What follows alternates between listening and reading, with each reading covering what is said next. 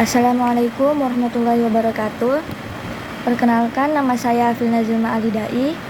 Di sini saya akan menjelaskan bab 1 tentang terminologi hadis Nabi.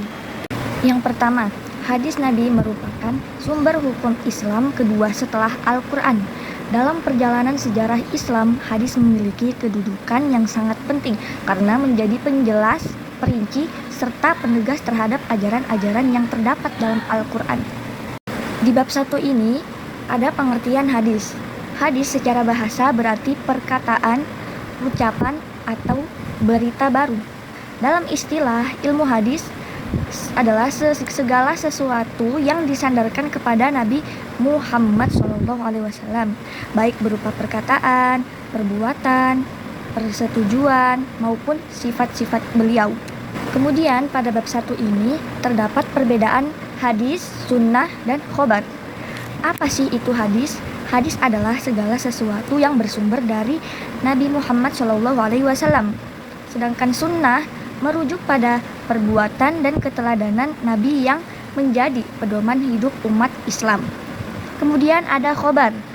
Khobar berarti berita atau sebuah informasi. Oke, lanjut. Unsur-unsur hadis. Hadis ini terdiri atas 3 komponen utama, yaitu yang pertama ada sanad, yang kedua ada matan, dan yang ketiga rawi. Apa sih sanad itu?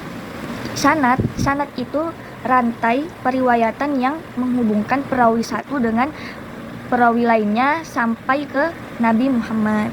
Sedangkan matan yaitu teks atau isi dari hadis. Sedangkan rawi yaitu orang yang meriwayatkan sebuah hadis tersebut. Oke. Selanjutnya di sini ada fungsi hadis dalam kehidupan umat Islam. Pasti banyak yang menanyakan apa sih fungsi hadis itu. Fungsi hadis itu adalah sebagai penjelas terhadap ayat-ayat Al-Quran. Kemudian ada juga fungsi hadis sebagai sumber hukum Islam yang kedua setelah Al-Quran. Ini udah jelas ya. Yang ketiga ada sebagai pedoman moral dan akhlak dalam kehidupan umat Islam sehari-hari. Jadi kesimpulan pada bab 1 adalah dengan mengenal pengertian, unsur, serta fungsi-fungsi hadis, kita dapat memahami bagaimana suatu hadis dinilai dan dijadikan sebagai pedoman. Oke, baik, kita akan lanjut pada bab 2 tentang kedudukan dan fungsi hadis. Oke. Pada pembahasan bab 2 ini dijelaskan dalil Al-Quran. Apa sih dalil itu? Dalil sendiri mempunyai arti petunjuk, bukti, atau landasan hukum. Sedangkan dalil Al-Quran adalah ayat-ayat Al-Quran yang dijadikan sebagai dasar hukum, pedoman hidup, dan penetapan syariat Islam. Dalil Al-Quran berarti ayat-ayat Al-Quran yang dijadikan landasan, bukti, atau hujjah dalam menetapkan hukum, panduan, atau referensi yang diperoleh dari ayat-ayat dalam Al-Quran. Lanjut, kedudukan dan kehujjahan hadis. Kedudukan sebagai sumber hukum Islam kedua setelah Al-Quran. Sedangkan kehujjahan hadis adalah pengakuan bahwa hadis, terutama yang sahih, memiliki kekuatan sebagai dalil syar'i. Dalil syar'i di sini ada dalil Al-Quran, dalil hadis Rasulullah, ijma' ulama, argumentasi rasional. Oke, pasti ada yang bakal nanya, apa sih argumentasi rasional itu? Nah, jadi argumentasi rasional itu menjelaskan isi Al-Quran. Contoh, secara rasionalnya, penjelasan diperlukan agar umat muslim tidak salah paham terhadap maksud ayat. Contoh ayat tentang perintah sholat, fungsi hadis yang menjelaskan tata caranya. Gitu maksudnya. Lanjut, sekarang kita masuk pada bab 3, yaitu penulisan hadis dan perkembangan sejarah. Di sini terdapat pro dan kontra.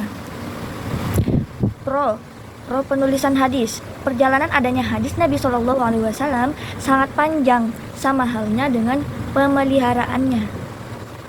Pro dalam artian mendukung adanya penulisan hadis. Penulisan hadis sendiri adalah untuk memastikan keutuhan dan kevalidannya sebagai sumber hukum Islam kedua setelah Al-Quran. Sedangkan kontra penulisan hadis di sini adalah kontra dalam artian menentang adanya penulisan hadis. Kontroversi penulisan hadis merujuk pada adanya hadis yang melarang dan ada pula yang memerintahkan penulisan hadis yang menyebabkan perbedaan pandangan di kalangan ulama. Nah, di sini ada penulisan hadis pada masa Rasulullah dan sahabat. Pada masa Rasulullah, hadis belum mendapat perhatian khusus dalam penulisan. Para sahabat lebih fokus menghafal dan menulis Al-Quran. Hadis lebih banyak dihafalkan dan diamalkan, meskipun ada penulisan individual seperti yang dilakukan oleh Abdullah bin Umar. Di akhir hayat Rasulullah, pada pola dakwah berubah menjadi tulisan. Setelah sahabat pandai menulis dan membedakan firman Allah dengan sabda Nabi, penulisan hadis mulai marak. Jadi intinya, pada bab ketiga ini, para sahabat menjaga dan menghafal hadis dengan akurat melalui penghafalan, perekaman, dan praktik. Penghafalan melibatkan pendengaran dan pembahasan perkataan Nabi. Kalau perekaman dilakukan oleh sahabat yang mampu menulis, sedangkan praktik adalah pengalaman ajaran Nabi. Oke, sekarang masuk bab 4, yaitu ilmu hadis riwayah dan diroyah. Pada bab 4 ini dijelaskan pengertian ilmu hadis. Ya. Ilmu hadis secara umum adalah ilmu yang mempelajari isi atau teks hadis, jalur periwayatan, keadaan para perawi, serta cara memahami, menguji, dan mengamalkan sebuah hadis. Ilmu hadis ini mempunyai 2 cabang utama, yaitu ilmu hadis riwayah dan ilmu hadis diroyah. Nama lain dari ilmu hadis antara lain mustalahul hadis, usul hadis, dan ulumul hadis. Nah, ilmu hadis riwayah. Saya akan menjelaskan ilmu hadis riwayah. Ilmu ini fokus pada pengumpulan, penyampaian, dan analisis hadis dari segi perkataan, perbuatan, dan ketetapan Nabi. Apa sih manfaatnya ilmu riwayah ini? Tentunya ada manfaatnya, yaitu menentukan keaslian hadis, sahih, hasan, doif, maudhu. Kemudian menjaga kemurnian ajaran Nabi, membentuk karakter kritis bagi penuntut ilmu seperti kita ini. Nah, lanjut, di sini ada ilmu hadis diroyah, ya kan? Ilmu ini meneliti hadis dari segi apa sih? Yaitu dari segi aturan dan hukum periwayatan, keabsahan sanad dan matan, kondisi perawi, apakah bisa diterima atau ditolak nih hadis ini, arti lafaz dan kesesuaiannya dengan syariat. Itu kalau manfaatnya ilmu diroyah itu menentukan hadis yang makbul atau mardud. Tahu kan makbul itu diterima, kalau mardud itu ditolak. Terus kemudian manfaatnya lagi ya, ada menafsirkan hadis yang samar atau global, kemudian menjadi alat bantu dalam memahami Al-Quran dan menyeleksi hadis doif dan palsu. Ya, kayak mendeteksi hadis ini doif. Jadi intinya ilmu hadis riwayah dan diroyah ini sama-sama melengkapi dalam menjaga orisinalitas ajaran Islam. Ya, itu. Nah, sekarang kita sampai ke bab 5. Cabang-cabang ilmu hadis. Di sini ada cabang-cabang penting ilmu hadis, yaitu sebutkan rijalul hadis, itu biografi perawi. Terus kemudian di sini ada jarh wa ta'dil, yaitu kritik kredibilitas perawi. Yang ketiga ada ilal al-hadis, mendeteksi cacat tersembunyi. Yang keempat ada gharib al-hadis, yaitu memahami kata-kata yang sulit. Yang kelima ada nasih mansuh, hadis yang saling menghapus. Yang keenam asbab urut, sebab munculnya hadis. Yang terakhir ada mustalahul hadis, yaitu istilah teknis klasifikasi.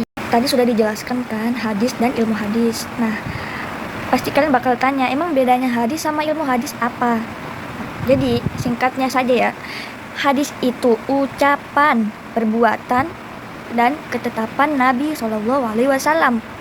Sedangkan ilmu hadis itu ilmu untuk mengkaji, menilai, dan menjaga hadis. Oke, beda kan? Itu perbedaannya. Jadi intinya hadis itu sumber ajaran, ya, sumbernya. Sedangkan ilmu hadis itu metode kajiannya. Oke, paham ya?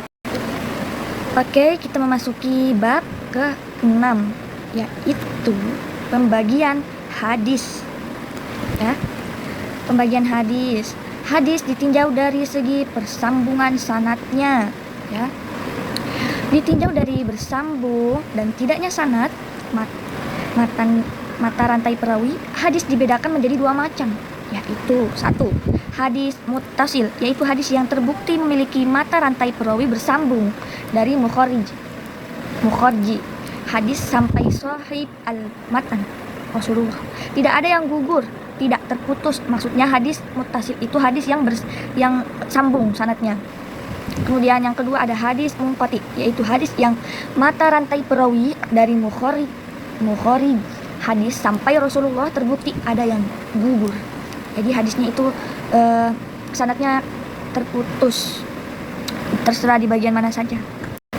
Kemudian ada hadis ditinjau dari segi kuantitas sanad, yaitu ada hadis mutawatir dan hadis ahad. Apa sih hadis mutawatir? Hadis mutawatir, pembagian hadis mutawatir dan ahad sebenarnya tidak bersumber dari ulama hadis, ya.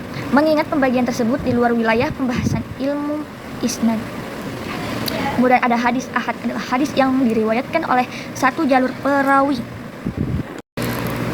Lanjut, ada hadis ditinjau dari segi kualitas sanad dan matan. Ditinjau dari segi kualitas dan matannya, hadis dibagi menjadi tiga, yaitu hadis sahih, hadis hasan, dan hadis dhaif. Nanti akan dijelaskan pada bab berikutnya.